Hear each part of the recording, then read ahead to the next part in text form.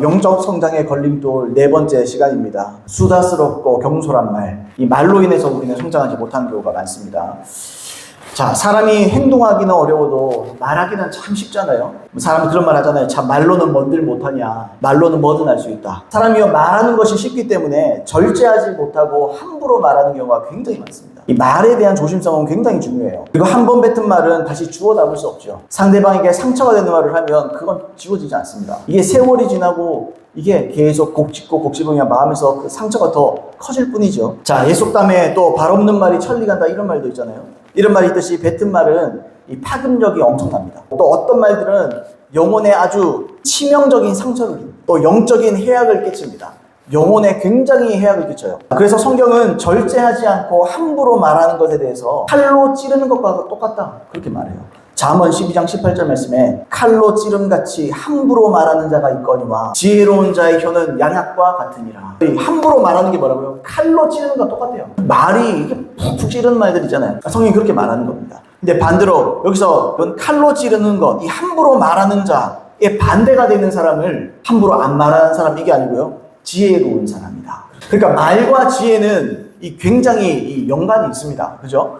그러니까 지혜로운 사람은 말을 아끼는 사람이에요. 지혜로운 사람은요, 말에 신중한 사람이에요. 우리가 뱉는 말은 하나님이 하나님의 말씀을 씨앗으로 비유하세요. 내 말은 씨다. 예수님도 이 씨 뿌리는 비유처럼 하나님의 말씀이 씨앗이다. 그런 비유를 참 많이 하죠. 그래서 말은 사람의 영혼에 때로는 환경에 엄청난 영향을 끼치는 거예요. 지혜로운 말은 아까 말씀처럼 양약 같습니다. 지혜로운 말은요, 사람을 살려요. 사람을 세워집니다. 사람이 힘을 얻습니다. 사람이 이 기쁨과 또 능력과 이런 것들로 충만하게 됩니다. 근데요, 지혜롭지 못한 말, 칼로 찌르는 말은요, 중요할 때가 되면 그게 내 발목을 잡아요. 중요한 순간에 그 말들이 자꾸 떠오르고 생각나고 고통이 돼요.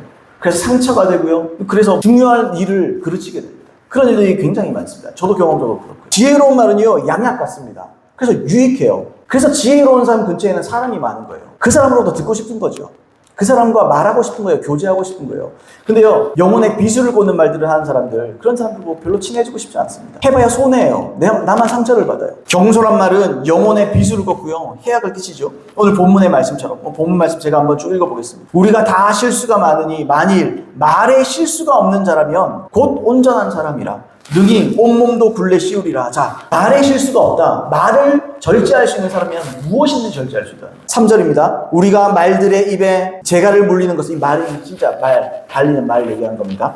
말들의 입에 재갈을 물리는 것은 우리에게 순종하게 하려고 온몸을 제어하는 것이라. 또 배를 보라. 그렇게 크고 광풍에 밀려가는 것들을 지극히 작은 키 하나, 이 키 움직이는 거죠. 배를 움직이는 거. 키로서 사공의 뜻대로 운행하나니 이와 같이 혀도 작은 지체로 돼 큰 것을 자랑하도다. 보라, 얼마나 작은 불이 얼마나 많은 나무를 태우는가. 혀는 곧 불이요, 불의의 세계라. 혀는 우리 지체 중에서 온몸을 더럽히고 삶의 수레바퀴를 불사르나니 그 사르는 것이 지옥불에서 나느니라. 여기에 말이 있고 혀, 입, 이게 모두 같은 의미예요. 이것들은요, 모두 우리의 삶과 우리 영혼에 큰 영향을 끼치게 된다. 이런 말을 지금 표현하고 있어요. 자, 우리 신체 중에서 혀는요, 어떻습니까? 우리 신체 중에서 굉장히 작은 부분입니다. 굉장히 작은 부분, 오늘 말씀에, 이 말씀에도 나오잖아요. 큰 배 보셨습니까? 옛날 타이타닉 영화도 있고. 배를 움직이는 건요, 이 작은 이 운전대밖에 없어요. 작은 이 배에 비해서 키는 굉장히 작잖아요. 근데 이 작은 키를 가지고, 이 작은 것을 가지고 사공이 작은 키를 통해서 그 큰 배를 다 제어합니다. 작은 불은 어때요? 작은 불이요, 아주 가치 없어 보이잖아요. 근데 자나깨나 불조심 옛날에 그런 표도 있었지만, 이 작은 불이 그 주위에 태울 만한 것들이 있으면 다 불태워버려요. 산도 불태우고요, 뭐든 불태울 수 있습니다. 말의 영향력은 굉장히 크다. 그리고 우리가 말을 제어하면 우리의 인생을 제어할 수 있다. 이런 말도 됩니다. 여러분, 우리가 말하는 대로 인생은 풀리게 돼 있습니다. 그게 성경적이에요. 우리가 말을 제어하면 우리의 인생이 달라집니다. 그리고 우리가 말을 제어하지 못하면 이 작은 불이 나와요. 주위를 다 태워버립니다. 내 인간관계가 뭐고 다 없어지는 겁니다. 여러분, 우리 인간관계를 또 한번 살펴봐야 돼요. 왜 내 주위에 사람이 없는가? 여러분, 생각해 봐야 됩니다. 우리 말 때문일 경우가 굉장히 많습니다. 그런데 무엇보다 더 중요한 건요, 6절에 기록되어 있죠. 악한 말의 영향력은 지옥으로부터 나온다. 우리의 말은요, 우리 말이 아니에요. 우리의 악한 말, 우리의 이 사람에게 상처 주는 말들은요, 내 입을 통해서 지옥문을 여는 겁니다. 내 입을 통해서 지옥의 불을 내뿜을 수 있어요. 사람을 해할 수 있습니다. 사람을 죽일 수 있다는 거예요, 이 말은요. 그래서 우리 주체 중에서 온몸을 더럽히고 삶의 수레바퀴를 불사른다. 6절에 그렇게 되잖아요. 우리 지체라는 표현은 교회를 말합니다. 수레바퀴를 불태워버리는데 삶의 수레바퀴로 했어요. 여러분 수레바퀴가 불태워보면 어떻게 됩니까? 여러분? 바퀴가 불타면 수레가 움직일 수 있나요? 영혼의 신앙을 실족하게 만든다. 이 영혼이 천국 가는 것을 방해한다. 이 천국에 못 들어가게 한다. 더 이상 그리스도 안에서 살 수 없게 만든다. 이런 말이에요. 우리의 말이요. 우리 입은요 찬양할 수도 있고요 저주를 내뿜을 수도 있어요. 근데 많은 경우에 사람들이요 찬양하는 입술로 사람들을 저주합니다. 사람들에 대해서 쉽게 판단하고 사람들에 대해서 함부로 말하고 험담하고 뒷담화를 하고 이런 것들을 하죠. 이것들을 통해서요 사람들의 신앙을 어떻게 합니까? 실족하게 만드는 거예요. 주님을 믿지 못하게. 그래서 여러분 교회 다니다가 실족한 사람들을 한번 얘기를 들어보세요. 아이고 나 교회는 세상보다 더하다. 저는 이런 말 들어봤습니다. 교회 세상보다 더하다고. 이게 진짜 교회에도 너무 사람들이 모여서 그런지 너무 힘들다고. 얼마나 고통스러웠으면 이 사람이 교회를 못 다니겠대요. 자기는 하나님은 사랑한대요. 그 사람도 문제가 있겠지만 우리가 그죠 사람 보고 신앙생활하는 건 아니니까. 그러나 그럼에도 불구하고 성도들의 또는 이 교인들의 말들을 통해서 상처받아 나가는 영혼들이 굉장히 많습니다. 그건 진짜 교회가 회개해야 돼요. 그건 정말 잘못 가르친 거야. 수레바퀴에 이제 바퀴가 없으면 더 이상 수레가 아니죠. 그만큼 이 말이란 건요 사람들에게 어떤 말이든지 큰 좋은 효과를 줄 수도 있지만 또는 치명적인 영향을 끼칠 수 있다는 거예요. 말이라는 거예요. 여러분 그러면 우리가 이 말씀 앞에서 오늘 이 하나님의 말씀을 나눌 텐데 이 말씀 앞에서 우리가 좀 살펴봐야 돼요. 내 말을 한번 살펴봐야 돼요. 내 말은 과연 주위 사람들에게 어떤 영향을 끼치는가 이걸 살펴봐야 돼요. 내 말은 어떤 영향을 끼치는가? 나의 말은 하나님의 나라에 어떤 영향을 끼치는가? 하나님께 영광이 되는가? 과연 내 말은 하나님과 영혼들에게 선한 영향을 끼치고 있는가? 아니면 내 입을 통해서 지옥불을 내뿜고 있는가? 그걸 살펴봐야 된다는 거죠. 여러분 본문 3장 2절에 보시면 사도 야고보가 만일 말에 실수가 없는 자라면 온전한 자다. 이게 뭐죠? 온전한 자가 영적으로 성숙한 사람이다. 그런 거죠. 이 영적 성장을 말하는 거예요. 영적인 성장. 물론 실수가 없는 사람은 없습니다. 그런데 말에 있어서만큼은 다른 어떤 것보다도 실수하지 않도록 유의해야 됩니다. 각별히 주의해야 돼요. 말은요 굉장히 중요합니다. 여러분 아다르고 어다른 거예요. 제가 옛날에 예언훈련 받을 때도 말이요 진짜 아다르고 어다른 거예요. 어떤 사람에게요 부정적인 것들이 저에게 임할 때가 있어요. 어떤 사람은 제가 하나 예입니다. 제가 어떤 사람을 봤는데 이 사람이 예언을 받으러 왔어요. 그래서 제가 예언 기도를 하고 하나님께 환상을 하나 보여주세요. 근데요 이 사람의 빚이 너무 높은 거예요. 주님 그러세요. 이 사람은 교만한 사람. 그렇게 얘기하는 거예요. 그러면 제가 당신 교만하네요 이렇게 얘기해야 됩니까? 이건 아니에요. 하나님은 이 사람이 교만을 보여주고 싶은 게 아니에요. 뭐죠?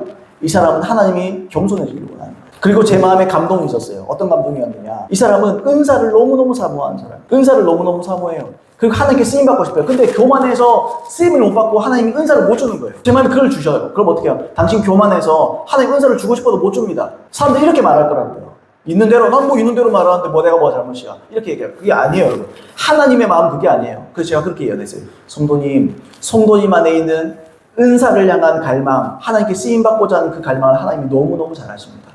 그래서 하나님은 당신에게 겸손의 영을 부어주기를 원합니다. 하나님은 당신의 마음을 더 낮게 하기를 원하시고 때가 되면 겸손하십시오. 겸손하게 하나님을 찾으십시오. 은사를 구하십시오. 때가 되면 하나님께서 은사를 붓는다고 말씀하시고 반드시 사용하신다고 말씀하십니다. 같은 말이라도 다르게 하는.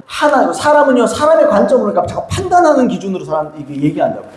근데요, 하나님의 마음은 달라요. 하나님 그 사람이 단순히 교만을 보여주기를 원하는 게 아니에요. 하나님은 그 사람에게서 겸손함을 보기를 원하는 거예요. 그러면 초점을 바꿔야 되는 거죠. 하나님의 초점은 그런 겁니다. 물론 또 다른 사람에 따라 다를 수도 있겠죠. 그러나 우리가 말은요, 또 뒤에서 나누겠지만 우리의 말은 그렇게 막 얘기하는 게 지혜롭게 말해야 되는 거예요. 아다르고 어다른 겁니다. 제가 그 예언 훈련을 하면서 제 나름대로 제 언어에 대한 훈련을 굉장히 많이 한 것 같아요. 제가 톡 쏘는 말들을 참 많이 하거든요. 근데 때로는요, 필요할 때는 그걸 어떨 때 정말 필요해서는 탁 쏘게 얘기도 해요. 근데요, 또 중요할 때 사람이 받아들일 만한가 안 받아들일만가 보고요, 돌려서 아까 말했던 것처럼 또 좋게 얘기해요. 여러분 그런 것들을 제가 배웠거든요. 자, 어쨌든 여러분 우리가 영적 성장을, 즉 영적 성장의 걸림돌을 보고 있잖아요. 말은요 걸림돌입니다. 잘못된 말들은 우리 삶의 걸림돌입니다. 우리 인생의 걸림돌이고 신앙의 걸림돌. 나만 걸림돌이 아니고요. 다른 사람의 구원까지도 내 말을 통해서 방해할 수 있어요. 여러분 그럼 어떻게 됩니까? 우리가 아까 지옥불이라고 말했는데요. 성도인 척하지만 사실은 마귀에게 쓰임받고 있는 거예요. 악한 자 마귀에게 우리가 쓰임받고 있을 수 있어요. 우리 말 때문에. 야, 그러면 여러분 우리는 말에 실수가 없으려면 어떻게 해야 됩니까? 하나님은요 우리가 지혜로운 사람 되길 원합니다. 지혜를 가진 사람이 되면 말에 실수가 없습니다. 전도서 10장 3절 말씀에 우매한 자는 길을 갈 때에도 지혜가 부족하여 각 사람에게 자기가 우매함을 말하느니라. 전도서 10장 12절 지혜자의 입의 말들은 은혜로우나 우매자의 입술들은 자기를 삼키나니. 잠언 12장 18절 칼로 찌름, 아까 읽었죠? 칼로 찌름같이 함부로 말하는 자가 있거니와 지혜로운 자의 혀는 양약과 같으니라. 이렇게 있어요. 우매한 사람들이 우매한 것을 말하는 이유는 간단하죠. 지혜가 없기 때문이에요. 지혜가 없기 때문에, 지혜를 모르기 때문입니다. 여러분, 하나님이 말씀하셨죠. 사람은 자기의 마음에 가득한 것을 입 밖으로 낸다고 했어요. 예수님께서. 이 당연한 거죠. 즉, 지혜가 있는 사람은 지혜를 말하는 거예요. 그러나 마음이 악한 사람은 악한 걸 내뱉는 겁니다. 그러니까 말조심이 중요한 것도 있지만, 말을 조심한 것도 중요하지만 마음이 악해서 그런 거예요. 마음이 우둔한 거예요. 마음이 지혜가 없는 거예요. 성경에서 여러분, 지혜의 반대말은, 지혜의 반대말이 뭘까요? 단순히 무식함일까요? 우매함일까요? 단순히 우둔함, 뭐 이런 겁니까? 이렇게 한정하지 않습니다. 성경에 보면요, 지혜의 반대말을 악이라고 규정해요. 고린도전서 14장 20절을 보시면, 형제들아, 지혜에는 아이가 되지 말고 악에는 어린아이가 되라. 지혜에는 장성한 사람이 되라. 이렇게 말해요. 지금 지혜의 반대말이 뭐죠? 지혜의 반대말이 악이잖아요. 여러분, 지혜 없는 건요, 엄밀히 말하면 악이에요. 왜요? 왜 지혜가 없는 게 악입니까? 지혜가 없는 이유가 뭡니까? 여러분? 겸손하지 않아서 그래요. 교만해서 그런 거예요, 사실은. 내가 배우기를 원치 않는 거예요. 내가 지혜로움을 추구하지 않는 거예요. 내가 하나님의 말씀을 추구하지 않는 거예요. 그러니까 그 사람은요, 악으로밖에 갈 수 없는 거예요. 그 사람이 악인인 거잖아요. 여러분, 우리 기억나십니까? 시편 1편에 봐도요, 의인과 악인이 있잖아요. 의인의 길이 있고 악인의 길이 있잖아요. 의인은 뭡니까, 여러분? 하나님의 말씀을 어떻게 해요? 주야로 묵상하는 자잖아요. 그죠? 그래서 의인의 길로 가는 거죠. 악인의 길은요, 하나님의 말씀 원치 않는다고 그러잖아요. 그죠? 제 말이 틀리지 않죠? 지혜의 반대말은요, 다른 게 아니라 우둔함이야, 무식함이 아니에요. 지혜의 반대말은요, 악이에요. 악인입니다. 그래서 이번 성경에 뭐예요? 잠언, 전도서 보세요, 여러분. 지혜자가 누구예요? 지혜자가 구원받는 자예요. 그러면 지혜롭지 못한 자는 지옥 가는 자는 딱 그렇게 단순히 말하는 게 아니죠. 악한 자가 지옥 가는 거예요. 심판받는 겁니다. 자, 그러면 우리는 말에 있어서 어떤 지혜를 가져야 되는가? 이것을 세 가지로 우리 짧게 나눠보도록 하겠습니다. 첫 번째는요, 겸손히 듣는 것이 지혜입니다. 겸손히 들을 수 있어야 돼요. 이걸 못하는 사람들이 참 많습니다. 여러분, 모든 것엔 때가 있습니다. 내가 말을 해야 될 때가 있고 잠잠히 들어야 될 때도 있기 마련이에요. 하지만 사람들이 듣기보다는 말을 즐겨할 때 문제가 생깁니다. 아주 상식이지만 말이 많을수록 말의 실수는 그만큼 많을 수밖에 없죠. 말이 많은 거에 비례해서 실수도 많아지겠죠. 그죠? 그래서 여러분, 성경은 말을 적게 하는 것이 지혜다, 그렇게 말해요.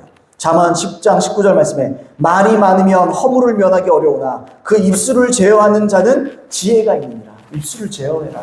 말할 때와 말하지 않고 들을 때를 구분할 줄 알아야 돼. 이게 지혜다. 겸손이 지혜입니다. 겸손이. 전도서 5장 2절 너는 하나님 앞에서 함부로 입을 열지 말며 급한 마음으로 말을 내지 말라. 하나님은 하늘에 계시고 너는 땅에 있음이니라. 그런즉 마땅히 말을 적게 할 것이니라. 마땅히 말을 적게 해라. 말 적게 하는 게 당연한 거다. 말이 많으면 안 돼요, 여러분. 자, 이처럼 말이 많으면 실수도 많아요. 그래서 말을 제어하는 자가 지혜로운 사람입니다. 이런 거죠. 진짜 지혜로운 사람은요, 듣는 사람이에요. 먼저 들을 수 있는 사람. 가만히 그냥 뭐 이렇게 아니고요, 열린 마음으로. 이게 성경적인가 비성경적인가? 이게 하나님의 지혜인가 아닌가? 이걸 열린 마음으로 듣는 거예요. 베레아 사람들이 어땠습니까? 마음이 신사적이어서 어떻게 했습니까? 진짜 정말로 그러한가? 날마다 성경을 상고했다. 그렇게. 사도 바울의 설교를 듣고 그들이 상고하는 거예요. 이게 진짜 성경적인가? 그러면서 그들이요, 성경 신사적이라고 그러죠. 그러니까 원어에 보시면 열린 마음이라고. 마음이 열려 있어요. 이게 진짜 성경적이면 받아들이겠다라는 열린 마음이 있는 거죠. 그 성경을 상고했다고 그러잖아요. 야고보서 1장 19절, 우리 같은 야고보서죠. 그때 이렇게 말해요. 내 사랑하는 형제들아, 너희가 알지니 사람마다 듣기는 속히하고 말하기는 더디하며 성내기도 더디하라. 사람마다가 뭐죠? 예외가 없다는 말이죠. 어떤 사람이라도 듣기는 속히 해라. 근데 어떤 사람들은 어때요? 말 시작하면 그래 나 그거 뭔지 알아. 그래 나도 봐 그래. 말부터 해요. 맞장구부터 쳐요. 그게 아니에요, 여러분. 그럼 실수하는 거예요. 그러면 내가 의도하지 않더라도 내가 실수하면 함정에 빠지는 겁니다. 그러면 안 돼요. 들어봐야 돼요. 끝까지 들어봐야 돼요. 성경이 근데 분명히 말해요. 듣기를 위해 달려가야 돼요. 먼저 들어봐야 돼요. 마음이 열어야 돼요. 그래서 무슨 소린가를 들어야 돼요. 내 할 말만 하면 안 돼요. 뭐 얘기하면 그게 아니고 잠깐만요. 아니 그게 아니고 그게 아니기는 말을 끝까지 들어보지도 않고 그게 아니고 그럼 이제 속 터지는 거지. 그게 아닌 게 아니고. 네, 그러므로 여러분 성경이 말하는 대로 말하기를 즐기는 사람이 되지 마세요. 말하기를 즐겨하지 마세요. 듣기를 즐겨하세요. 배우는 겁니다. 배우고 내 양심적으로 내 신앙의 양심과 성경적인지 아닌지를 분별하는 시간이 필요한 거예요. 그리고 말하는 겁니다. 그리고 판단이 있는 거예요. 그리고 성경적인 판단이 내 안에 서는 겁니다. 양심적인 판단이 내 안에 서는 겁니다. 그리고 나서 말해야 돼요. 그래야 실수하지 않아요. 본론으로 들어와서 말을 해야 될 때와 들을 때를 분별하는 지혜는 바로 겸손한 마음, 배우려는 마음에서 오는 거죠. 여러분, 가르치기를 좋아하는 사람들이 있습니다. 가르치기를 좋아하는 사람. 진짜 지혜가 있어서 가르치기를 즐겨하는 사람, 그럴 수도 있어요. 근데 가르치기를 좋아하는 사람을 요즘 뭐라 그럽니까? 두 글자로. 요즘 사람들이 가르치기를 막 하려는 사람, 막 가르치고 싶어 하는 사람, 이 사람을 두 글자로 꼰대라 그러잖아요. 이 가르치기를 좋아하는 사람은요, 듣기보다 도리어 많은 사람들에게 그냥 가르치기를 원해요. 가르치기를. 근데 보세요, 여러분. 예수님께서 뭐라고 말씀하셨습니까? 예수님께서 가르침의 자격을 말합니다. 나는 마음이 온유하고 겸손하니 내게 와서 배워라. 가르침의 이 자격이 뭡니까, 여러분? 나는 마음이 온유하고 겸손하니 내게 와서 배워라. 아니, 온유하고 겸손한데 왜 배워야 돼요? 예수님 그런 말이에요. 예수님은 하나님으로부터 듣고 배우고 계시다는 거예요. 그러니까 자격이 뭐죠? 하나님으로부터, 그리고 이 지혜자로부터 배울 수 있는 사람이 결국 가르칠 수 있는 자격이 있는 겁니다. 배울 수 없는 사람은 가르치면 안 돼요. 가르칠 자격이 없는 거예요. 진짜 사람들에게, 가족들에게 영향을 끼치기를 원합니까? 그러면 들을 수 있어야 돼요, 먼저. 그때 자격이 주어지는 거예요. 배우기를 원하는 겸손한 사람은요, 지혜자에게서 먼저 배우기를 원해요. 이게 잠언에 나와 있는 이야기입니다. 여러분, 지혜는 겸손한 자만 가지고 있다, 그렇게 말해요. 잠언 11장 2절. 교만이 오면 욕도 오거니와 겸손한 자에게는 지혜가 있느니라. 지혜는요, 겸손한 사람에게만 있어요. 여러분, 그래서 겸손이 가장 중요한 겁니다. 신앙생활에. 겸손만큼 중요한 건 없어요. 그죠? 내가 하나님 앞에 피조물인 걸 알고, 내가 아무것도 아닌 인간인 걸 알고, 내가 사람임을 알고, 하나님께 납작 엎드리고 살아야 돼요. 배우면서 살아야 돼요. 오죽하면 주님이 우리를 제자라 그러시잖아요. 배우라고. 그리고 참된 지혜는 여호와를 경외하는 것에서 시작해요. 잘 아는 말씀입니다. 잠언 9장 10절. 여호와를 경외하는 것이 지혜의 근본이요. 근본, 뿌리가 된다. 뭐래요? 지혜의 뿌리가 뭐죠? 하나님을 경외하는. 여호와를 경외한다는 것은 지혜로운 사람의 또 다른 표현인 겁니다. 지혜로운 사람은 경외하는 사람. 경외하는 사람은 지혜를 가집니다. 여러분, 이것으로 우리가 이렇게 정리할 수 있어요. 이 세 가지를 정리할 수 있고, 지혜로운 자는 여호와를 경외하는 자. 여호와를 경외하는 자는 곧 겸손한 자. 지혜자는 또한 겸손한 자고, 지혜로운 자는 여호와를 경외하는 자입니다. 근데 보세요. 사도행전 10장에 보시면 고넬료가 나옵니다. 이 사람이 이방인입니다. 이 사람이 여호와를 경외하는 사람이었다. 성경에 그렇게 기록해요. 사도행전 10장 1절로 2절. 가이사랴에 고넬료라 하는 사람이 있으니 이달리아 부대라 하는 군대의 백부장이라. 백부장이면 지금 하면 중대장쯤 되니까 세계 최고의 군대의 중대장이니까 굉장히 서열이 좀 되는 사람입니다. 그가 경건하여 온 집안과 더불어 하나님을 경외하며 백성을 많이 구제하고 하나님께 항상 기도하더니. 자, 이 사람은요, 경건한 사람이랍니다. 이 성경이 말하는 거예요. 성경의 평가예요. 여호와를 경외하는 사람. 경건한 사람이고 경외하는 사람이다. 경외하는 사람 뭐라고요? 그 사람 경외하는 사람은 곧 지혜로운 사람이다. 그런데 이 사람이 어떻게 합니까? 같은 장 10장에서 사도 베드로에게 복음을 듣기 위해서 사도 베드로를 자신의 집으로 초청합니다. 그리고 그가 이렇게 고백해요. 지금 사도 베드로가 설교합니다. 근데 종들과 그의 가족들과 고넬료가 딱 앉았어요. 그리고 뭐라고 그래요? 33절에 보시면 이렇게 돼 있어요. 내가 곧 당신에게 사람을 보내었는데, 고넬료의 말입니다. 내가 곧 당신에게, 사도 베드로에게 당신에게 사람을 보내었는데 오셨으니 잘하였나이다. 그리고 이 말이 압권입니다. 이제 우리는 주께서 당신에게 명하신 모든 것을 듣고자 하여 다 하나님 앞에 있나이다. 나는 당신 앞에 있는 게 아닙니다. 나는 사도 베드로라는 인간 앞에 있는 게 아닙니다. 하나님의 말씀을 맡았으니 우리는 지금 하나님 앞에 있는 겁니다. 이게 겸손이에요. 이게 지혜라는 거예요. 이게 경외하는 자라 그랬잖아요. 이게 경건한 거고 경외하는 것이고 지혜고, 그죠? 겸손한 거예요. 이 말 고백처럼 고넬료와 그의 가족들은요, 사도 베드로 앞에 있지 않습니다. 지금 하나님 앞에 있다고 고백해요. 즉 겸손하고 지혜가 있었던 고넬료와 그 가족들은요, 그들에게 그 나름대로 지혜가 있었을 거예요. 왜요? 여러분, 당시에 중대장은 아무나 되는 게 아니에요. 당시에요, 이 사람은요, 굉장히 명망이 있는 겁니다. 로마 당시의 군사력은요, 세계 최고였습니다. 엘리트 중에 엘리트라는 말입니다, 이 사람. 그거요, 사람들에게 덕망이 있었던 것 같아요. 이 사람들, 종들뿐만 아니라 부하들이 자기의 개인적인 일인데도 부하들이 막 움직이잖아요. 덕망이 있고요. 당시에 어떻습니까? 엘리트라는 건요, 이 굉장히 많은 책도 읽어야 됩니다. 옛날에 군인들, 요즘도 그렇지만, 군인들은요, 많은 책을 읽어야 돼요. 책을 읽고 요즘 중국어로 치면 손자병법이라 이런 거 읽어야 될 거 아니에요. 이게 머리가 돌아갈 싸움도 할 거 아니에요. 그러니까 이 사람은 굉장한 지식이 있는 사람이에요. 그리고 사람들이 따르는 사람이에요. 이 사람 굉장히 통솔력이, 리더십이 있는 사람이에요. 그리고요, 여러분, 앞에서 나선 사람이 아무나 못합니다. 리더십이란 말은요, 말솜씨가 있다는 말이에요. 사람들의 사기도 충천하게 만들고, 그죠? 축구 감독들 한번 보세요. 운동 감독들 한번 보세요. 그 사람들 말 잘합니다. 말 잘해야 돼요. 동기부여를 시켜야 돼요. 이 사람은 굉장히 엘리트 중에 엘리트. 근데요, 이 사람 입국 다물어요. 제가 로마 병사라고 그랬잖아요. 로마의 군대라고 그랬잖아요. 로마 사람들은요, 자기 치하에 있는 사람들에게 말도 안 섞습니다. 이방인들에게 내가 뭘 배울 게 있어요. 자기 세계 최고의 국가에 살고 있고. 근데요, 이 사람이요, 머리를 딱 조아려버려요. 겸손해져 버리는 거예요, 그냥. 듣겠습니다. 이렇게 되는 거죠. 사도 베드로가 설교를 하고 듣고 있는데 어떻게 해요? 성령이 내려와버려요. 은혜 받기를 원합니까, 여러분? 설교 들을 때 여러분, 완전히 겸손한 마음으로 마음 열고 들어보세요. 성령이 임합니다. 은혜가 임합니다. 은혜는 그렇게 받는 거예요. 은혜는 여러분, 성경적으로 그렇게 받는 거예요. 말씀 들을 때 은혜가 임하는 겁니다. 말씀을 좋니 안 좋니, 말씀이 어떠니 저떠니 판단하고 평가하는 게 아니에요. 하나님의 말씀으로 들으면요, 그 말씀을 증거하기 위해서 성경이 여러 개 내려오는 거예요. 그래서 어떻게 합니까? 바로 방언하고 예언해버린다 그러잖아요. 방언함이 하나님을 높이더라 막 그러잖아요. 하나님 은혜가 임해버리는 거예요. 거듭나버리고요. 그죠? 말씀을 듣는 중에도 내가 기도할 수 있죠. 저 하나님을 내가 믿어야겠다. 그럼 그 순간 거듭나버리는 거예요. 회개하고 예수 믿하고 그 순간에 모셔드리잖아요. 그러니까 어떻게 돼요? 성령이 내려와 버리잖아요. 성령 세례까지 받아버리죠. 은혜는요, 우리가 마음먹게 달린 겁니다. 은혜는요, 내가 겸손하게 달린 겁니다. 자, 지혜자 솔로몬이 이렇게 또 자문에 말합니다. 너는 귀를 기울여 지혜 있는 자의 말씀을 들으며 내 지식에 마음을 둘지어다. 고넬료가 한 일이 바로 이거라는 거예요. 이방인이었던 고넬료가 했던 일이 바로 이겁니다.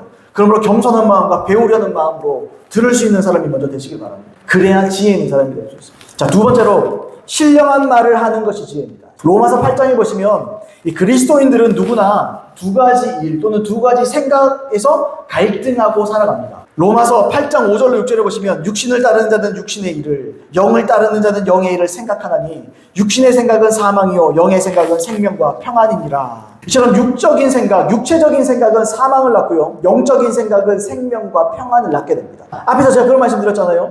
마음에 가득한 것을 사람은 입 밖으로 내게 됩니다. 그러니까 육신적인 사람이 사망을 메울 수밖에 없죠. 왜냐하면 육신적인 걸 계속 생각하고 있으니까. 여기서 생각이라면 집중하고 여기서 골똘하게 포커스를 맞추고 있다, 이런 의미입니다. 그러니까 육적인 생각을 하는 사람, 근데 여기 지금 그리스도인들에게 얘기하는 거거든요. 그러니까 그리스도인들도 육적인 생각을 하고 있을 수 있다. 육적인 생각과 영적인 생각 가운데서 항상 갈등하고 살아가는 걸 표현하는 겁니다, 지금. 자, 어쨌든 이 육적인 생각을 한 사람, 마음에 가득한 것이 입 밖으로 나오기 때문에 육적인 생각에 초점을 맞춘 사람은요, 말도 육적일 수밖에 없죠. 그래서 내가 지옥문을 여는 거예요. 예수 믿는다고 교회에 앉아 있으면서도 지옥문을 열고 살아갈 수 있는 거예요, 내 입에서. 용이 입에서 불을 뿜잖아요. 그처럼 뿜고 사는 거예요. 그렇게 살 수 있다는 거죠. 로마서 8장 5절에서 영을 따른다는 건요, 다시 말하겠습니다. 성령께서 원하시는 일을 생각하고 그것에 순종하며 산다. 거기 순종할 마음의 준비를 하고 살아가고 있다라는 것을 의미합니다. 자, 제가 이 말씀을 왜 드리느냐, 여러분, 그래서 그리스도인들은요, 반드시 성령의 생각을 쫓아 살아야 돼요. 거기 초점 맞추고 살아야 돼요. 자, 한번 봅시다. 그러면 성령은 우리 안에 내주에 계십니다. 내주하세요. 여러분, 내주하신 성령님은 우리를 결국 어디로 인도하십니까? 물론 천국으로 인도합니다. 근데 말씀드렸지만 천국은요, 결과예요. 죄를 이긴 결과입니다. 성령님은 우리를 에스겔서의 말씀처럼 성령께서 어떻게 한다고요? 내가 내 영을 너희 속에 두어 율례와 규례를 지키게 하겠다. 성령님은요, 결국 우리를 계명을 지키도록 이끌어 가십니다. 우리가 하나님의 음성을 잘 듣고 쫓아가면요, 그게 결국 사랑하는 일이에요. 사랑을 위해서 그 일을 하고 있는 거예요. 성령은 우리를 항상 사랑으로 인도하신다는 거죠. 제가 이 말씀을 왜 드립니까? 사랑이 뭡니까? 율법의 완성이 사랑이에요. 사랑은 율법의 완성이라. 율법의 완성은 사랑이에요. 사랑으로 우리를 이끌어가는 거죠. 그러니까 우리 지금 말에 대해서 얘기하잖아요. 그러면 신령한 말, 영적인 말이란 건요, 다시 말하면 사랑을 선포하는 겁니다. 사랑을 말하는 거예요. 사랑해요, 사랑해요. 물론 이것도 사랑해요. 근데 그뿐만 아니죠. 그 말씀을 조금 바꿔서 교회 공동체 안에 이 말을 통해서 사랑하기에 가장 안성맞춤인 은사가 있습니다. 그 예언이라는 은사예요. 왜냐하면 이 신약시대의 예언이라는 은사는요, 다른 사람의 덕 세우고 권면하고 위로하는 은사입니다. 고린도전서 14장 1절 그리고 3절을 제가 필요한 부분만 뽑아서 한번 읽어보겠습니다. 사랑을 추구하며 신령한 것을 사모하되 특별히 예언을 하려고 하라. 3절 그러나 예언하는 자는 사람에게 말하여 덕을 세우며 권면하며 위로하는 것이요. 우리가 예언을 해야 되는 이유가 뭐냐? 사랑을 위해서다. 그러면서 뭐라고 해요? 사랑이 우리에게 뭘 보여주는 거죠? 어떤 걸 해준다는 거죠? 덕을 세우고 권면하고 위로하는 것. 이게 사랑이라는 거예요, 교회 안에서. 그래서 우리는 교회 안에서 서로를 덕 세우는 말, 덕이 뭡니까? 힘을 주는 말이라는 거예요. 파이팅할 수 있고 이런 말들. 또 권면하는 말, 어떤 죄를 우리가 버립시다, 같이 권면하고, 그죠? 정죄하는 말이 아니에요. 권면하는 말. 아까 제가 예언 얘기했잖아요. 제가 아까 예언했어요. 제가 만약에 그때 예언할 때 당신 교만하네요. 이랬으면요, 정죄하는 말이죠. 근데 권면의 말은 달라져요. 하나님께서 이러이러하여 당신에게 겸손을 원합니다. 성도님 겸손해지 거기에 초점 맞추시기 바랍니다. 그래서 하나님께서 쓰시도록 겸손하게 하나님의 몸부림치시면 좋을 것 같습니다. 자, 그렇게 예언했거든요. 여러분, 그게 권면이라는 거죠. 또요, 위로하는 말. 사람들 누구나 위로가 필요해요. 사람은 위로가 필요해요. 하나님께서 물론 우리를 위로하시지만 예언, 이 말을 통해서 서로가 서로를 위로하는 게 필요하다는 거예요. 이게 다 필요하다는 거예요. 여러분, 제 말이 뭡니까? 이게 지혜로운 말이에요. 그러니까 신령한 말, 예언적인 말이 우리에게 필요하고, 기도해서 응답받아서 얘기하라, 이런 말이라기보다, 제가 그런 것도 예언하는 것이지만 예언적인 말이라고 했잖아요. 권면하고 덕세우고 권면하고 위로할 수 있는 말. 여러분, 우리가 이런 말들을 해야 된다는 거죠. 고린도서 14장 4절에 방언을 말하는 자는 자기의 덕을 세우고 예언하는 자는 교회의 덕을 세우나니. 덕을 세운다는 건요, 조금 더 아까 힘내라 화이팅 뭐 얘기했지만, 덕을 세운다는 건요 또 이런 표현입니다. 재건하다, 복구하다, 이런 말. 재건하다, 다시 나를 구축하는 거예요. 빌드한다는 거예요. 우리 빌딩 얘기하잖아요. 세우는 거. 나를 세우는 거예요. 내 자신을. 왜요? 사람이 살다 보면 자꾸 힘도 써야 되고 뭐 해야 되잖아요. 방언을 통해서 어떻게 해요? 방언은 우리 덕을 세워주는 거예요. 그래서 우리를 계속해서 어떻게 해요? 건강하게 만들어요. 영이 건강해져요. 이 말이 뭐죠? 방언을 통해서 우리의 영이 건강해질 수 있습니다. 그게 덕세움의 의미예요. 여러분, 교회는 서로에 대한 신령한 말, 서로 위로하고 덕세우고 권면하고 이런 말들을 통해서 어떻게 돼요? 덕이 세워져요. 건강해져요. 여러분, 건강한 교회가 되기를 원하십니까? 또는 건강한 가정이 되기를 원하십니까? 여러분, 가정 안에서 신령한 것을 말하세요. 사랑을 말하세요. 위로를 말하시고 덕 세우는 말을 하세요. 파이팅, 할 수 있다. 넌 할 수 있는 사람이야. 거짓말이 아니고요, 하나님의 말씀을 그렇게 말해요. 우리는요, 못할 게 뭐가 있어요? 그죠? 우리 안에 하나님이 계시면, 그죠? 너희 안에 계시니까 세상에 있는 거 크죠? 그러니까 못할 일이 없는 거죠. 우리가 다 예언사역자 되라는 말이 아니에요. 그러나 신령한 말, 이 예언적인 말, 즉 영혼들의 덕을 세우고 권면하고 위로하는 말을 주로 하십시오. 주로 하세요. 이걸 하세요. 교회 공동체 안에서, 또는 교회 안에 셀이 있으면 셀 안에서, 또 무엇보다 가정 안에서. 가정은요, 작은 단위의 교회입니다. 그리스도인들에게. 여러분, 집사의 자격, 이 목사의 자격이, 이 뭐죠? 감독의 자격이 나와 있잖아요. 여러분, 가정을 잘 다스려야 된다고 했잖아요. 가정이 화목해야 돼요. 원래 그래야 되는 거예요. 그래야 교회가 서는 거예요. 그 안에서 생명, 여러분 아까 뭐라고요? 영의 생각은 생명과 평안이라고 했잖아요. 이 말을 통해서 어떤 일이 있어요? 가정 안에, 교회 안에 생명과 평안이 풀어지는 거예요. 그러면요, 교회가 견고해지고 든든해지는 거예요. 튼튼하게 견고해지는 겁니다. 흔들리지 않는 겁니다. 자, 그러나 반대로 육신의 말은요, 우매한 거고 어리석고 교회를 무너뜨리는 말이에요. 육신의 말은 뭡니까, 여러분? 아까 우리가 덕세우고, 그죠? 권면하고 위로하는 말이라면, 육신의 말은 반대죠. 원망하고 불평하고 험담하는 말. 교회에서 사라져버려요. 그리고 우리 가족 안에서도, 가정 안에서도 사라져버려야 돼요. 원망하고 불평하고 험담하는 말. 이건요, 가정을 무너뜨리는 겁니다. 신령한 말은 사람을 세우고요, 결국 교회를 세우지만, 육신의 말은 사람을 완전히 무너뜨립니다. 교회를 무너뜨려요. 유다서 1장 16절로 19절에 이 사람들은 원망하며 불만을 토하는 자며 그 정욕됨을 행하는 자라. 그 입으로 자랑하는 말을 하며 이익을 위하여 아첨하느니라. 사랑하는 자라, 너희는 우리 주 예수 그리스도의 사도들이 미리 한 말을 기억하라. 너희에게 말하기를 마지막 때에 자기의 경건하지 않은 정욕대로 행하며 조롱하는 자들이 있으리라 했으나 하였나니 이 사람들은 분열을 일으키는 자며 육에 속한 자며 성령이 없는 자니라. 교회 안에 이런 자들이 있다고 그러죠. 여러분, 그러므로 교회를 무너뜨리는 사람 되지 마시고 세우는 자 되십시오. 지혜로운 사람 되십시오. 신령한 것을 말한 저와 여러분들 예수님을 축복합니다. 자, 마지막 세 번째입니다. 믿음의 말을 하는 것이 지혜입니다.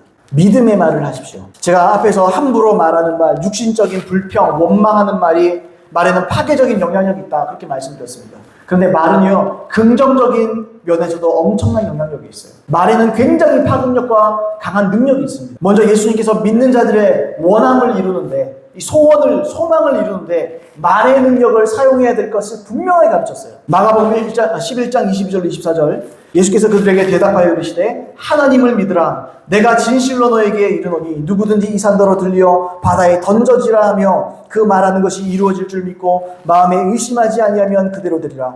그러므로 내가 너희에게 말하노니 무엇이든지 기도하고 구하는 것은 받은 줄로 믿으라. 그리하면 너희에게 그대로 되리라. 이 말이란 말이 3번 나오죠. 여러분, 기독교는요, 하나님으로부터 기도 응답을 받는 정도입니다. 고상한 척 하지 마세요. 아니, 예수님이 그렇게 가르쳤는데 우리 구원만 받으면 땡입니까? 아니에요. 이 땅에서도요, 기도를 통해서 하나님이 주시는 공급을 받아야 되는 거예요. 여러분, 그게 성경적인 거예요. 아니 예수님의 가르침을 왜 자꾸 사람들이 무시하고 이거 무조건 기복신앙 일변도로 가면 문제가 있죠. 기복신앙 그러니까 무조건 뭐 얻기 위해서 내가 예수 믿는다 이거는 문제가 있어요. 그러나 구원을 위해 쫓아가는 사람, 예수를 제대로 믿는 사람이 내 필요를 위해서 구하는 건 당연한 거예요. 예수님 그걸 위해서도 가르치시잖아요. 근데 사람들이요 이런 걸 자꾸 빼먹는다고요. 그게 무슨 뭐죠? 무슨 영성운동이라든지 아니면 무슨 순복음식의 신앙에서만 있는 것처럼 아닙니다, 여러분. 그렇지 않아요. 우리는요 반드시 기도를 통해서 우리의 원함을 이루어가는 종교입니다. 종교도 아니죠. 우리 생명인데 하나님은 예수님은 성령님은 우리의 소원을 이루어주기를 기뻐하십니다. 아멘입니까? 자, 기복신앙으로 가면 문제가 있는 것이지만 예수님은 분명히 우리 소원을 우리의 말을 통해서 이루어 주실 것이라고 분명히 가르쳤어요. 자, 우리의 말은 우리의 소원을 이루는데 큰 역할을 한다는 겁니다. 우리의 소망은요 믿음의 말을 통해서 이루어지는 거죠. 자, 믿음이란 아까 보셨듯이 마가복음 11장 22절에서 전제하고 있는 것처럼 전능하신 하나님을 믿는 겁니다. 하나님의 전능하심을 믿는 것. 이게 첫 번째예요. 두 번째는요, 동시에 전능하신 하나님이 약속하신 11장 23절로 24절. 그러니까 이 말씀에 대한, 이 말의 능력에 대한 예수님의 말씀을 믿어야 돼요. 그러면 능력이 나타납니다. 따라서 하나님의 전능하심과 약속을 믿지 못하면 그게 지혜입니까, 여러분? 성경에 있는 내용을 고상하다고 나는 우아한 척하면서 나는 구원이 최고니까 다른 건 상관없어 이렇게 말하면 이게 지혜냐고요. 그래서 구원받아서 참 다행이긴 한데 그게 온전한 지혜냐고요. 아니잖아요. 그게 지혜입니까? 여러분 찰스 스펄전이 그랬다 그러죠. 당시에는 종이 있잖아요. 시녀가 있잖아요. 시녀. 그러니까 이 사람이 시녀였던 것 같아요. 나이가 지긋한 시녀예요. 그래서 이 사람이 신방을 갔어요. 그러니까 이 액자에다가 뭐가 이렇게 쓰여져 있어요. 뭐가 이렇게 증서 같은 게 있어요. 찰스 스펄전이 저건 뭡니까? 뭔가 좀 그럴듯하고 멋있어 보입니다. 그러니까 자기가 원래 시녀로 살아왔는데 그 주인이 죽었대요.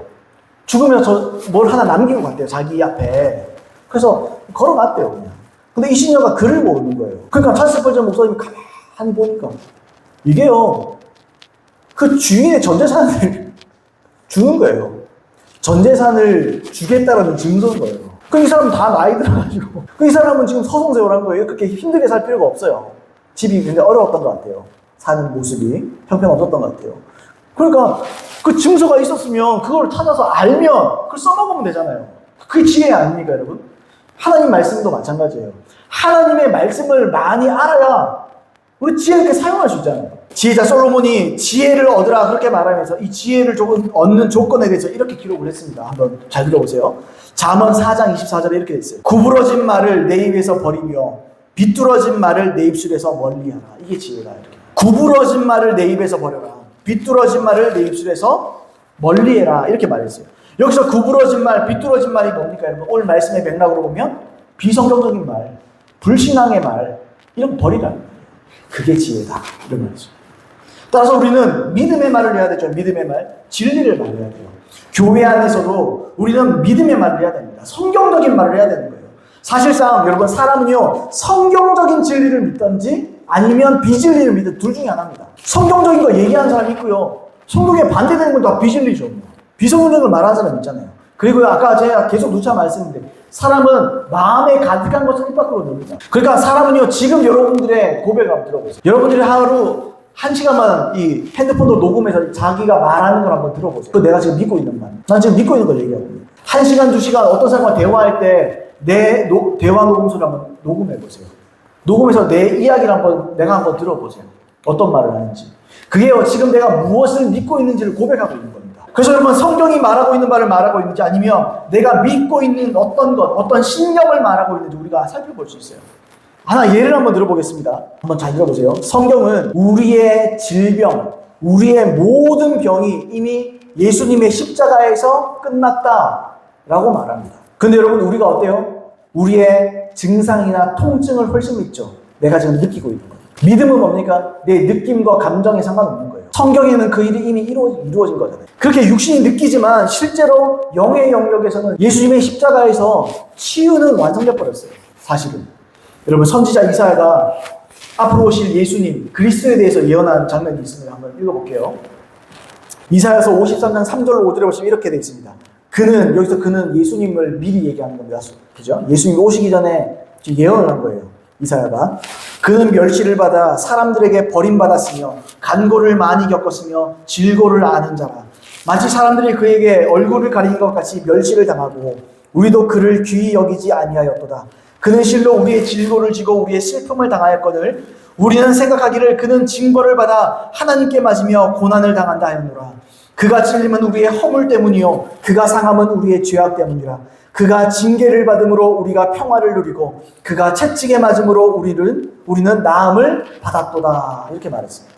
이게 이사야가 예언한 거예요. 예수님의 모습을 보여요. 미리 보고 얘기한 거예요. 여기서 보시면 예수님은요 단순히 우리의 허물 때문이요 이렇게 됐잖아요. 그래서 사람들이 죄만 담당했다 이렇게 생각할 수 있거든요. 근데 보세요. 이 구절에서 몇 번 나옵니까? 질고라는 말이 나와요.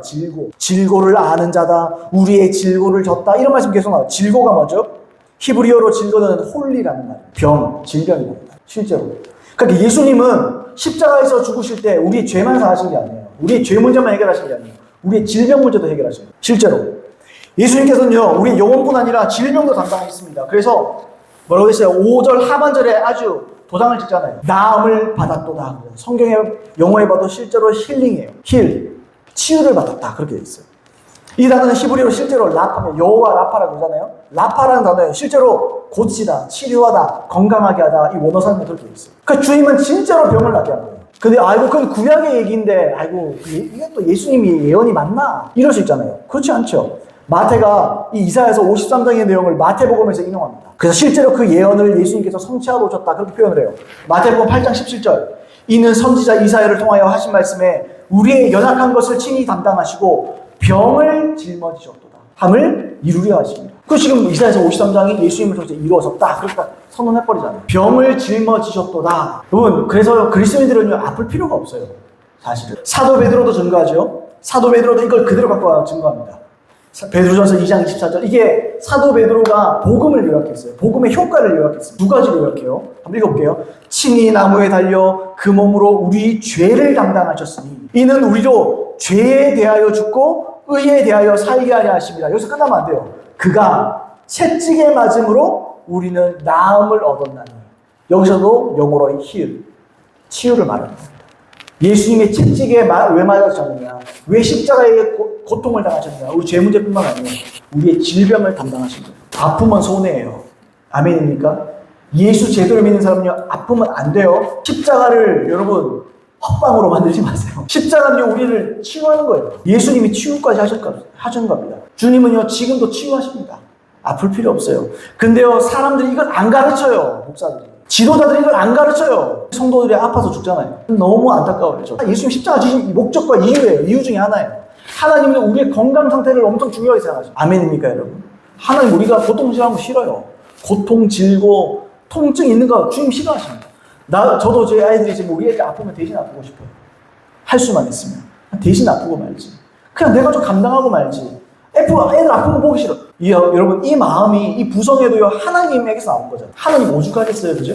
이 분명한 하나님의 이 복음의 목적 중에 하나입니다. 자, 이처럼 복음은 사실 영혼 문제뿐 아니고 육체의 모든 질병과 약함에 대한 모든 문제에서부터 우리를 구원해 주는 겁니다. 어떤 통증이나 질병이 있다면 당당하게 어떻게 해야 돼요? 치유를 선포해버려야 돼요. 예수님 믿는데 뭐가 필요해요? 회개하고 믿으면 되잖아요. 치유에는 뭐가 필요해요? 회개하고 믿으면 돼요. 예수님을 임금과 구주로 모시듯이 예수님을 치유자로 모시면 되는 거예요. 예수님을 나의 치유자로 모시는 거예요. 아멘입니까, 여러분? 구원에 관해서는 제가 예수님 임금과 구주로 모셔야 된다. 그렇게 말했지만 치유에 대해서도 마찬가지예요. 예수 믿으면 영접하는 거잖아요. 예수님이 내 치유자로 영접하는 거예요. 그래서 그분이 치유자로서 행하신 일들을 받아들이는 거예요. 그렇게 되면 어떻게 돼요? 중요한 것은 나의 통증, 증상 이런 상관없이 하나님이 이미 이루신 치유, 이미 치유가 완성됐다는 것을 한치의 의심 없이 그냥 받아들이는 겁니다. 그리고요, 그 다음에 남아있는 게 있어요. 받아들이고요, 고백해야 돼요. 말로 고백해야 돼요. 처음에는 주님 낫게 해주시옵소서, 낫게 해주시옵소서. 그게 아니에요. 말씀, 복음에 집중해보세요. 그러면 어떻게 되죠? 지금 치유해 주시옵소서가 바뀌어요. 지금 치유해 주셨네요. 베드로전서 2장 24절부터 지금 치유하셨네요. 이사야서에 보니까 지금 치유하셨네요. 다 이루었도다. 주님 다 이루셨네요. 내 영혼뿐만 아니라 내 육체도 하나님께서 치유하시고 다 이루셨네요. 그럼 어떻게 돼요? 내 몸은 아파요. 내 몸은 고통스러워요. 그래도 고백하는 거예요. 치유해 주셔서 감사합니다. 치유하셨습니다. 치유하신 주님을 찬양합니다. 그럼 치유가 일어나요. 여러분 아멘입니까? 무슨 말을 하는 거죠? 믿음의 말을 하는 거예요. 그게 지혜라고요. 믿음의 말을 하는 겁니다, 여러분. 이런 치유가 일어난 여러 많은 예들이 있어요. 근데 제가 케네스 게 목사님의 사역 가운데 있었던 거 한 번만 하나만 소개하고 말씀 좀 마무리하겠습니다. 해기 목사님이 이 사역했었을 때 있었던 이야기입니다. 내가 아는 여성은 말기 암 진단을 받았는데 담당 의사로부터 의학으로서는 할 수 있는 일을 다 했다는 말을 들었습니다. 내가 그녀를 위해 기도해 주려고 갔을 때 성령의 나타남이 없었습니다. 여기 성령의 나타남은 성령의 기름 부음을 말하는 거고, 그러니까 치유의 은사도 실제 있어요. 그러니까 치유는 두 가지로 일어납니다. 치유의 은사가 있는 사람들이 있어요. 그래서 은사를 통해서 성령의 나타남은 은사를 말하는 거거든요. 은사를 통해서 치유가 일어납니다. 그리고 두 번째는요, 이건요, 치유가 은사, 성령의 나타남, 치유가 역사하지 않으면, 기름 부음이 없으면 치유가 안 돼요. 그걸로 치유할 수가 없어요. 그런데요, 말씀, 복음에는 이미 치유가 됐다 그러잖아요. 그러니까 말씀으로 치유도 가능해요. 자, 그래서 지금 해기 목사님 그렇게 말하는 겁니다. 성령의 나타남이 전혀 없었습니다. 하나님의 성령께서 나에게 아무 말씀도 하지 않으셨습니다. 내가 어떻게 했겠습니까? 나는 그녀에게 말씀을 주었습니다. 여기서 말씀을 주었다는 게 마태복음 8장 17절, 베드로전서 2장 24절을 아까 인용했죠. 이제 그걸 준 거예요. 이 여성은 하나님의 말씀을 스스로 실천하겠다는 결심을 했습니다. 내가 말씀을 주자 그녀는 그것을 받고 그것을 말하기 시작했습니다. 그걸 고백하기 시작하는 거예요. 저가 채찍에 맞음으로 내가 나음을 얻었다. 뭐 그런 얘기예요. 이런 책에 보면 안 믿어진다고 100번 읽으라고. 될 때 믿을 때가 칠 때까지 읽으라고. 그건 읽는 거예요, 여러분. 읽으면서 내가 듣잖아요. 믿음은 들음에서 나며 들음은 그리스도의 말씀으로 말미암아. 들으면요 믿음이 생겨요. 믿음은요 내가 만들어내는 게 아니고 내가 들으면 성령께서 내 안에 믿음을 주세요. 성령은 믿음의 영입니다. 어떤 일이 일어난지 아십니까? 그녀를 진단했던 그 동일한 의사들이 그녀의 몸에 암을 발견할 수 없었습니다. 사라져버렸던 것입니다. 그녀는 하나님의 말씀을 듣고 말씀함으로써 고침을 받았던 것입니다. 여러 해 후에 내가 그 여성의 본교회에 다시 가서 설교를 하였습니다. 그때까지도 의사들은 여전히 그녀에게서 이상 증세를 발견하지 못했습니다. 암이 사라지자 의사들이 그녀에게 말하기를 어느 일정 기간이 지난 후에 재발하지 아니하면 완치가 된 것이라고 했습니다. 내가 그 교회를 재방문했을 쯤 해서 의사들이 그녀에게 말했습니다. 됐습니다. 완치가 되었네요. 그 암이 다시 발생하지 않을 겁니다. 초기가 아닙니다. 초기에 발견한 게 아닙니다. 말기 암 환자였습니다. 치유가 돼요. 어떤 사람은요, 이 젊은 시절에 이 암 때문에 자궁을 적출했어요. 근데 이 사람이 치유를 받고 자궁이 생겼어요. 엑스레이를 찍어봤는데 그 담당 의사가 이게 무슨 일이니? 이게 도대체 무슨 일이냐? 내가 왜 이 사람 수술을 했는데 있다는 거예요. 어떤 사람은 진주종이라고 귀에 종양이 생겨요. 귀 안에. 그러니까 이 귀 안에 고막이나 달팽이가 다 드러냈어요. 왜냐면 이거 수술 안 하면 이 사람 죽는데요. 종양이니까. 이걸 다 드러냈어요. 근데요, 이 사람이 기도를 받고요, 소리를 듣기 시작해요. 달팽이관도 없고 고막도 없습니다. 근데 소리를 들어요. 듣는다니까요. 여러분, 이런 일이 없는 일이 아닙니다. 지금도요, 그런 치유가 활발하게 일어나는 교회들이 있습니다. 그런 교회가 돼야 돼요, 우리 교회도요. 그래서 성령이 충만해버려야 돼요, 이름처럼. 제가 지금 이런 얘기 왜 합니까? 간단해요. 여러분, 지혜를 말하세요. 왜 있는 거를 성경이 약속하고 있는 걸 자꾸 모르고 딴 거 얘기합니까? 하나님이 치유하니까 그럼 병원이 필요 없단 말이냐? 이런 좀 무식한 소리 좀 하지 말고, 하나님이 그 의사도 필요하니까 보내줬겠지. 의사가 하는 걸로 해서 그런 믿음이면 약 먹고 믿음으로 나오면 돼요. 근데 어떤 사람은, 여러분, 의학이 더 이상 해결할 수 없는 것들도 있다고요. 여러분, 또 우리 대구 사람들 잘 아는 바로 이래 우리하게 아픈 거 있잖아요. 맹그리하게 아픈 거 있잖아요. 이런 의사들도 뭔 말인지를 몰라요. 주님 앞에 나아가세요. 주님 만져주시고 치유하십니다. 우리의 모든 말이 성경적이어야 될 줄로 믿습니다. 여러분, 그래서 어떻게 말해야 돼요? 여러분, 고통을 말하지 마세요. 치유를 말하세요. 누가 옆에 아픕니까? 왜 아프고 있냐고. 근데 기도해줘도 되겠냐고. 그럼 안 나면 어떡해요? 그건 하나님이 영광 못 받는 거지 우리하고 상관없어요. 안 나면 내가 좁혀치면 안 났다 이럴 필요 없어요. 그 여러 이유가 있는 거예요. 하나님의 때가 안 됐을 수도 있고요. 그 사람의 마음에 문이 안 열려 있을 수도 있고요. 그런 거예요. 왜 그런 걸 연연하지 마세요. 나을 수도 있고 안 나을 수도 있다. 그 뭐야 그럼 나눠야 되지 왜 자꾸 안 난다 그러는 거야. 그게요, 하나님의 타이밍이 있다. 우리는 그때까지 어떻게 해야 돼요? 계속 기도해야 돼요. 지속적으로. 또 기도가 안 나왔다. 좀 해봐라고 좀 좋아지지 않았냐고. 사람들 그렇게 묻거든요. 저도 옛날에 치유사회 갈 때 기도한 다음에 그렇게 물어봐요. 기도 딱 해주고 나서 어때요? 좀 괜찮아졌어? 이래 물어보면 안 돼요. 혹시 좋아지셨어? 이러면 안 돼요. 그게 무슨 믿음이에요? 좋아졌죠? 이렇게 물어봐야 돼요. 어때요? 괜찮죠? 이렇게 물어봐요. 어때요? 괜찮죠? 왜? 그게 믿음의 고백이에요. 나도 묻는 사람도 믿음으로 고백하는 거예요. 당연한 거예요. 그게. 괜찮죠? 이렇게 돼버려야지. 괜찮아요? 기도해도 어때요? 조금 좋아졌나요? 이러면 안 돼요. 그러면 주님이 그게 무슨 의미가 있어요, 그게? 혹시 해기 목사님의 책임으로 나와요. 혹시라는 말 절대 쓰지 마라. 예수님이 행위 모사님들 혹시라는 말 쓰지 마라. 믿음으로 말했는데 뭐가 혹시가 할 게 뭐가 있냐? 된 거다. 그냥 믿고 나가라 그냥. 그럼 된다. 여러분 결심하십시오. 어떤 말을 하시겠습니까? 성경에 있는 말 하세요. 그게 진리인 줄로 믿습니다. 결론을 말씀드리겠습니다. 말이라는 건요, 사람을 살리기도 하고 죽이기도 합니다. 우리는 우리가 하는 말에 대해서 두려움이 있어야 돼요. 그러나 구독이 무섭다고 장 못 담그지 않잖아요. 여러분 두렵다고 해서 입을 다물고 살 수는 없어요. 그래서 우리는 우리의 말을 사용하는 것에 있어서 지혜로워야 돼요. 우리는 지혜를 가지고 적극적으로 사용해야 된다. 말을 먼저 들으세요. 말하기보다 판단하기에 앞서서 먼저 충분히 들으세요. 그리고 판단해도 늦지 않습니다. 그 다음에 다른 사람들로 하여금 상처받지 않도록 말하세요. 권면하고 위로하고 덕을 세워주세요. 그게 해야 될 일입니다. 믿음을 말하세요. 자꾸 빚을 일을 말하지 마세요. 아프면 아픈 걸 고백하지 마세요. 주님이 나를 분명히 치유하셨다고 고백하세요. 곧 죽어도 주님이 나를 치유했다고 고백하세요. 말씀으로 돌아가세요. 왜 그걸 지금 치유 얘기만 하는 게 아니죠, 여러분. 모든 것이 다 마찬가지입니다. 믿음을 말씀하십시오. 잠언 18장 21절에 이 말씀 한 구절만 우리 인용하고 우리 기도하도록 하겠습니다. 잠언 18장 21절에 죽고 사는 것이 혀의 힘에 달렸나니 혀를 쓰기를 좋아하는 자는 혀의 열매를 먹으리라. 죽고 사는 것이 어디에 달렸다고요? 혀의 힘에 달렸습니다. 이 말이 뭐죠? 고백의 중요성을 말하는 거예요. 우리의 말의 중요성을 말하는 거예요. 뭘 말할 거냐? 무엇을 말하며 무엇을 고백할 거냐? 어떻게 하시겠습니까? 말을 줄이시기를 예수님을 축복합니다. 그러니까요, 성경적이고 믿음의 말 아닌 말이면요, 입을 꼭 다물을 거예요. 여러분, 우리는 성장해야 됩니다. 우리는 성장하고 구원을 이루어가야 됩니다. 그러려면 말 조심하세요. 자나깨나 불조심이 아니고 자나깨나 말 조심하세요. 입을 조심해야 됩니다. 뭔 말 할지 몰라요, 여러분. 입부터 막으세요. 어떤 말이 막 된다, 입부터 딱 막으세요. 그리고 듣고 생각하세요. 그리고 분별하세요. 양심을 통해 보세요. 내가 아는 말씀을 기초로 해서 판단하세요. 분별하세요. 그리고 성경적인 말을 하세요. 그러던 저와 여러분이 예수님의 이름으로 축복합니다.